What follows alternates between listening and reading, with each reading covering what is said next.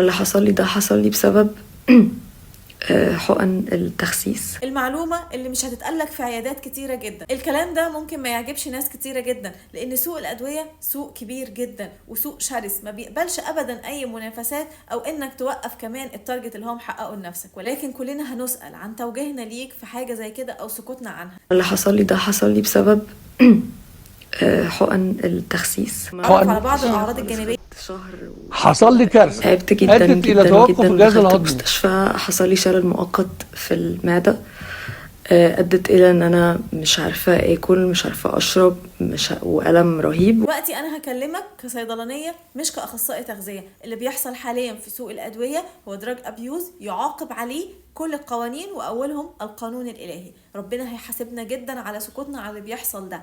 ان الناس كلها دلوقتي بتروج لعقار وهو عقار غير آمن بالمرة ان كل الناس تستخدمه. هنا محتاجين نقطة نظام. لازم تختار كويس جدا مين الدكتور اللي بيحقنك، ايه المكان اللي انت بتتجه ليه، حالتك تستدعي ولا لا. لازم تشوف كل حاجة بتدخل لجسمك.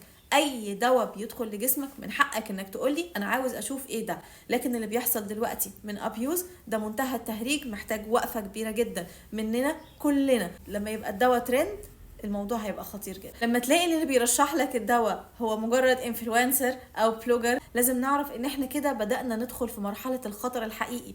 الادوية اللي بيوصفها الدكاترة، الادوية الوحيدين المنوطين بالكلام عنها هم الدكاترة، الصيادلة، الاطباء. الصيادلة دورهم ان هم يعرفوا حضرتك انك لما تاخد العقار ده هيحصل لك ايه. الطبيب دوره ان هو يقولك الدواء ده مناسب ليك ولا لا، هو اللي يقولك انت ينفع تاخد الدواء ده ولا لا، مش انت اللي تروح له وتقول له انا عاوز اخد الدواء ده. احنا بقينا بنشوف مهازل يا جماعة، احنا بقينا بنشوف حالات هم اللي داخلين وبيقولوا احنا عاوزين ناخد الدواء ده. المريض هو اللي قرر انه ياخد الدواء نتيجة انه هو سمع عنه على السوشيال ميديا من لسان انفلونسر. لي بالك الموضوع مش بسيط، الموضوع محتاج منك انك يكون عندك وعي، واللي بيجي سهل دايما بيروح سهل. اوعى تعلي الاكسبكتيشنز بتاعتك، اوعى تحط نفسك في زون عالية جدا ومستني حد يحققها لك بمنتهى البساطة. في الوقت ده انت هتوصل نفسك للأسف لمشاكل كتيرة جدا، انت بس اللي هتدفع ثمنها.